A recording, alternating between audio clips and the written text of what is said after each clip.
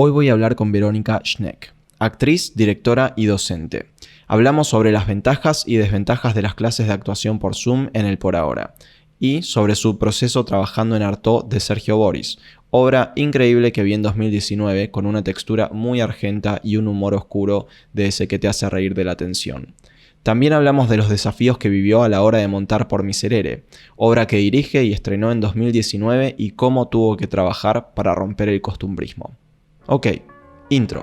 Soy David Steinfeld y esto es Desde Abajo, un podcast sobre el ambiente del teatro y el cine en el que hablo del camino del artista, mis experiencias como actor en Buenos Aires y las experiencias únicas de otras actrices, actores, directores, guionistas y otros referentes, para entender sus procesos creativos, tener una imagen más rica y tridimensional del funcionamiento de la máquina y entender cómo crean impacto. Yo me pregunto si el tema de los seminarios de actuación frente a cámara nos ganaron algún puntito extra así a distancia. Sí, yo creo que sí, digamos, es como que uno siempre trabaja con el límite cuando está en el teatro independiente. Entonces, ver cómo uno surfea eso forma parte de lo que uno hace. Entonces, seguramente algo se gana en la carencia. Claro. Y entonces, bueno, sí, yo creo que los alumnos, los actores que vienen a la clase es como que poder verse cuando actúan, tener la cámara como espejo, les puede llegar a dar información. No sé si es mejor o peor, pero sé que es otra cosa y que ahora nos sirve para existir eso. Sí. Total. Y el arte es medio hija de los límites, ¿no? Entonces aparece cuando le encerrás en un cuadradito, ¿viste? Sí, yo creo que sí, que pasa de todo y también a cada uno le pasa distinto. Totalmente. También hay gente que le pasa que se encuentra de un modo extra cotidiano en su casa y entonces igual le sigue siendo un lugar no cómodo en el peor sentido de lo cómodo, sino que un lugar así, de nuevo, que lo descubre, digamos. Claro, lo resignifica. Claro, hay que luchar con el apoltronamiento, que por ahora no, en las clases no me pasa, pero tengo miedo de que algún momento pueda pasar, digamos. ¿A qué te referís, apoltronamiento? Sí, pasar de las chancletas y el quedarse tirado a la clase es como muy, no hay que ni que viajar, entonces hay una decisión más cortita entre una cosa y la otra, entonces, bueno, hay miedo a que se contaminen, pero por ahora no me pasa. Yo diría que en el mientras tanto se puede pensar, se puede primero seguir teniendo la llamita prendida, claro. Es importante porque si no nos deprimimos un montón. Sí, no morir artísticamente. Claro. Y después hay como un borde entre lo teatral y lo audiovisual, porque en el encuadre de la ventanita del Zoom se puede trabajar como algo de lo audiovisual, de existir dentro de un encuadre, sí, en primer plano y en plano general, y claro. entonces, digamos, y en ese proceso de ir de una posición a la otra, de acercarse o alejarse de la cámara, me parece un trabajo más teatral porque no hay edición. Claro. Entonces uno tiene que generar el proceso como en el teatro, digamos, de ir de una cosa a la otra sin que haya cortes. Entonces en ese lugar lindero me parece que aparecen algunas cosas interesantes. Y obviamente ni que hablar de que cuando actúas te ves. Totalmente. Entonces, tanto eso como la posibilidad de documentar, porque cuando estoy en el Zoom estoy tipo disjockey, sacando fotos y además grabo la clase y todo, digamos, hay una posibilidad sobre el documento que en la clase presencial no hay, así que bueno, todas esas cosas me mantienen entretenida, sí. Contame vos cómo venís, proyectos para el futuro, algunas cosas que por ahí hiciste en la pandemia, algo con tu actriz. Proyectos, en realidad, la idea es como apenas se pueda reestrenar por Miserere, que es una obra que dirigí el año pasado. Ujú, me acuerdo. Nos estamos encontrando con los chicos y las chicas de Miserere. Nos encontramos una vez cada 15 días para, digamos, el desafío, el enorme desafío, que en realidad tiene algo existencialmente poderoso y a la vez peligroso, que es ensayar sin una fecha. Que es algo que siempre nos perturba, pero a la vez por ahí la necesitamos porque nos organiza el proceso. Como vivimos todos a mil, y eso es un horror, pero pasa, ni siquiera así hay tiempo, hay coincidencia y todo, pero bueno, estamos tratando de por lo menos cada 15 días y por Zoom, que también es difícil ensayar una obra que tiene escenografía y todo, por Zoom, pero bueno, como quizás descubrir algunas cosas en los primeros planos o en el juego de la lectura y de escucharnos las voces, y también de encontrarnos y volver a leer, y que no sea que cuando se vuelva hayamos tenido un año en el medio que no hicimos nada, que no nos conectamos con el material, que no nos vimos. Entonces, digamos, ese desafío de probar, por ejemplo, boludeces que uno en los ensayos no hace porque no tenés tiempo. ¿Cómo de qué? cambiar que uno lea el personaje del otro. Ah, claro. Eso no sé, está bueno. como cosas que... Sí, un juego. Quizás de más pendeja yo decía, ay, qué boludez, ¿para qué? Después, digo, ese juego en donde mi personaje tiene la voz de otro, que por ahí es más ancha, que por ahí es más masculina o más femenina, o más, no sé, como algo de poder escuchar y también de saber el texto de los otros, hablábamos el otro día. Hay escenas que son grupales y decimos, bueno, no sé, como que a veces es como cómo sonar juntos para que sea como una misma pista y que no se sienta que aparece el texto de uno, el texto del otro. Y entonces, con ese juego bobo, decíamos, qué bueno es saber el texto de todos. Bueno, eso, lo que implica ponerse en el lugar del otro, en general.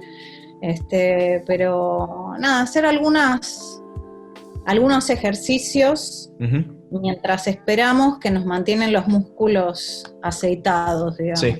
Sí. Y algo en el futuro para proyectar, ¿no? Claro, y que no se duerma ahí porque entonces estamos todos ahí como que esperando todo el tiempo, esperando a ver cuándo llega la vacuna. No, totalmente, que puede llegar en 5 años o 2 meses, ¿viste? Contame un poco de la sinopsis de Miserere. Unas vísperas de Navidad, digamos ese día antes de la Navidad, y están en la remisería 3 remiseros, uno es encargado, el otro es un remisero de los 3, es el más nuevo, y es el novio de la dueña, que es mucho más grande que él, es una relación dispar en cuanto a edades. Ajá. Y en cuanto a roles en la remisería. El otro remisero es un remisero el más antiguo y la novia del encargado. Ok. Que ese día, digamos la noche anterior, fallece su hermano, que con estos 2 hermanos y el encargado de la remisería, que es el novio de ella,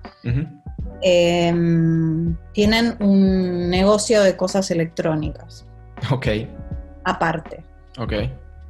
Y entonces el encargado de la remisería está, ahora que fallece el hermano, se supone que va a estar mucho tiempo más ocupado de las cosas del negocio, de las cositas electrónicas, que encargado de la remisería, y lo que arma el arco de la obra es el pequeño arco de la obra es que Dora, la dueña de la remisería, se separó finalmente de su marido y está durmiendo en la remisería.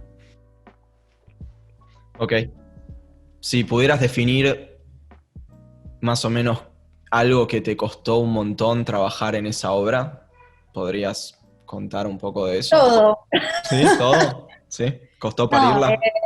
no, lo que me costó especialmente, y tuve un lapsus justo espacialmente, Ujú, es que nosotros ensayamos en una librería, ujú. arriba, en un espacio que tiene un amigo, que tiene entre la oficina y el otro espacio una mampara. Ok. Y la escenografía iba a ser así, con una mampara en el medio. Entonces, digamos, la parte de atrás de la remisería, la que no vemos nunca, es la parte de adelante, digamos, es el escenario, es el espacio escénico. Ok. Y detrás de la mampara está lo que se vería al entrar en la remisería. Nosotros trabajamos un año ensayando en la librería y bueno, nos armábamos como podíamos y el espacio yo sentía como que se arremolinaba para adentro, como que no tenía un frente claro, no era una fachada y la frontalidad del espectador, era como algo que se iba hacia adentro, como que sí, se arremolinaba para adentro. Y cuando llegó la escenografía y el estreno, o sea, la escenografía llegó y fuimos a un espacio, a un galpón, pusimos la escenografía y la dejamos ahí puesta y ensayamos. Pero cuando se armó como la escenografía, más las luces, el estreno, todo, la obra es como que le puso el cuerpo a la frontalidad. Ujú. Y apareció el costumbrismo.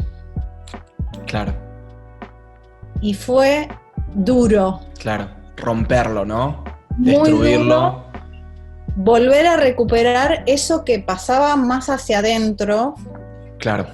eh, porque enseguida se le puso el cuerpo a esa frontalidad que obviamente el actor lo hace intuitivamente, y entonces fue como un trabajo volver a recuperar ese rulo. ¿Tenés Sí, idea cómo lo hiciste? ¿O fue como probar mil cosas hasta que salió? trabajando la actuación, Ujú, trabajando la actuación sobre todo. Luego cambiamos de espacio, que nos vino muy bien porque empezamos en la carpintería, que es más grande, y cuando fuimos al sísmico nos ayudó un montón porque ayudó a trabajar algo más en detalle, más chiquito, más para adentro, ujú. más para adentro del espacio, digo, ¿no? Sí, sí. Este, eh, Todavía hay que ensuciar un poco, me parece. Claro, más textura, más Sí, mugre. sí, Ajá, más decadente. sí. Contame un poco del proceso con Artaud, cuántos años estuvieron ensayándola, preparándola, qué es lo que más Eh, te costó, también me interesa saber, cómo llegaste ahí. Ensayamos mucho tiempo en un estudio de Pablo Denito, Ujú, La Galla Teatro, que él tenía armado en el espacio donde daba clase, tenía armado una escenografía, entonces ensayábamos en la cocina, una cocina muy chiquita y había ujú. 2 heladeras. Y ensayábamos y en los ensayos las heladeras hacían ruido, Sí, sí, sí. entonces ya había que frenar o dejarse llenar por ese sonido y bueno, finalmente la heladera tuvo una gran presencia Sí, es un en la personaje obra. más. Sí. Así que sí, todo el proceso fue como, bueno, esto, qué sé yo, y después nada, para mí, digamos, fue muy difícil el proceso. Recién en el viaje empecé a sentir como, esto es muy íntimo, digamos, es una cosa muy digamos, como un descubrimiento muy de uno con uno, como empecé a tratar de agarrarme como de la sensación de que el personaje que yo hago, de sentirlo más como una especie de danza, como una cosa muy desde el movimiento, como a sostenerme desde ahí. Mirá qué interesante. No sé si fue por algo de cómo la sensación que daba la luz ahí o algo como de una flotación, y además en el vestuario me dieron en París unos guantes de goma, yo uso guantes de goma, y me dieron unos guantes fucsias que yo los veía y es como que decía, se me iba como las extremidades a ponerlas en el espacio, como a dejarlas flotar en el aire, porque como que se me volvió nítida la presencia de mis extremidades, digamos, de mis brazos, de mis manos, por los guantes, por ese color de goma. Sí. Y yo estoy mucho tiempo, como todo el principio, es un personaje que es como el más extranjero de ese lugar. Es como que está porque están otros. Claro. Entonces, medio como que mucho tiempo no sabía qué carajo hacer.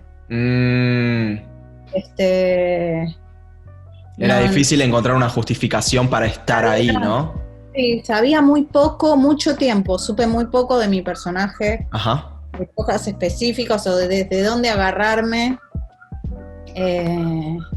Obviamente siempre hablando entre todos y con Sergio Boris, el director, pero como que fuimos encontrando la complejidad a lo largo del recorrido. Uh-huh. Y como la línea, digamos, la peripecia está llevada más por el médico y el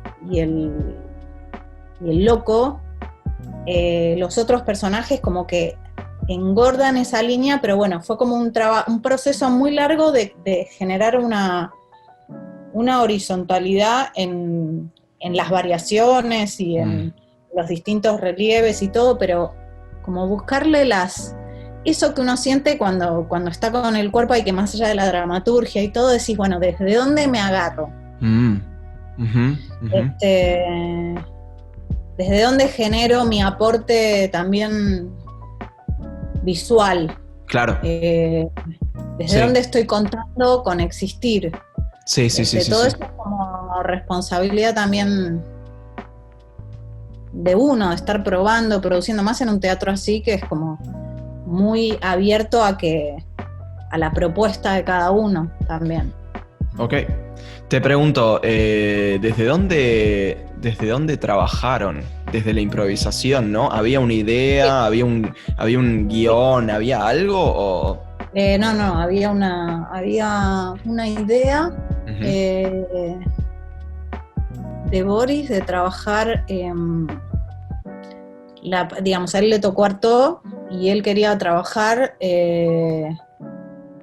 digamos, más asociado a esto, a la idea del manicomio, y decía ya desde el principio como de revertir el signo del electroshock, que tiene que ver también con la vida de Artaud, y la idea del manicomio como algo también biográfico, como de quedarse con electroshock era un signo positivo. Medio que había como un esbozo, pero no estaba. Yo mucho tiempo no sabía si era la hermana, la novia, o por ahí no, como algo medio difuso. Y bueno, en ese estar perdidos y qué sé yo, y algunas cosas aparecían y se escribía, se grababa, se reescribía, se volvía a probar. Y después el tiempo más claro, teníamos la fecha del estreno en el San Martín, entonces había que llegar con la dramaturgia. Entonces todo ese primer tiempo fue medio ponerle el cuerpo a la dramaturgia en una obra que que en realidad el objetivo es más el cuerpo, ¿no? Digamos, que sea por añadidura lo que aparece en la dramaturgia, como que hubo que apretar el pomo un poco. Claro. ¿Vos crees que es un tipo de teatro muy argentino este? ¿Crees que se hace en otras partes del mundo? No lo sé. Pregunta. Sí, creo que es muy argentino, en el sentido de que sí, siento que es muy, como que está contando algo muy nuestro. Mira, te voy a contar un detalle. En París había que traducir la obra. Mira. Entonces, claro. Festivales con subtítulos. Ajá. Entonces, teníamos encuentros con un argentino, un mendocino que está viviendo en París, Lucas Olmedo, que hacía la traducción de los subtítulos con Lisette, otra amiga actriz que también estaba... O sea, ella hizo la traducción y él pasaba los subtítulos. Pero nos encontrábamos frente a debates de qué traducir y qué no. No solo porque había cosas que eran como un masculleo que no entraba en la categoría de traducir a palabra, no, porque a veces nos pasaba que nos encontrábamos con la palabra trapito. ¿Qué decís? Claro. O sea, intentábamos traducir esa palabra y decíamos, el que no es argentino no tiene idea de lo que estamos hablando. No, total. Obviamente, en París estuvo buenísimo que la obra en su capa existencial también los conmovía. Y uno habla desde uno de los lugares desde los cuales uno habla es desde el lugar que vive, de la idiosincrasia, de la historia, del lugar de donde uno es, no sé, es como que es medio... Sí. Me pasa lo mismo con la remisería, como que son lugares que son muy nuestros, que tienen una dinámica que, si bien no estás hablando de algo explícito, tienen una dinámica que muy de nuestra idiosincrasia, digamos. Obviamente era en un teatro increíble, el Teatro de la Común, en donde, no sé, va gente, estudiantes, gente que está muy, digamos, que tenía muy a mano Artaud, y que también, no sé, como que no es que iba gente que podría consumir teatro comercial o no sé, claro. No, gente que ya sabía un poco, pero sí, no sé, teníamos una incertidumbre y pasaba que se conmovían. Era fuerte eso también, porque podría pasar que no, o la gente que trabajaba en el teatro, que eran muchas personas que trabajaban para la obra, que estamos muy poco acostumbrados a eso, todos conmovidos, venían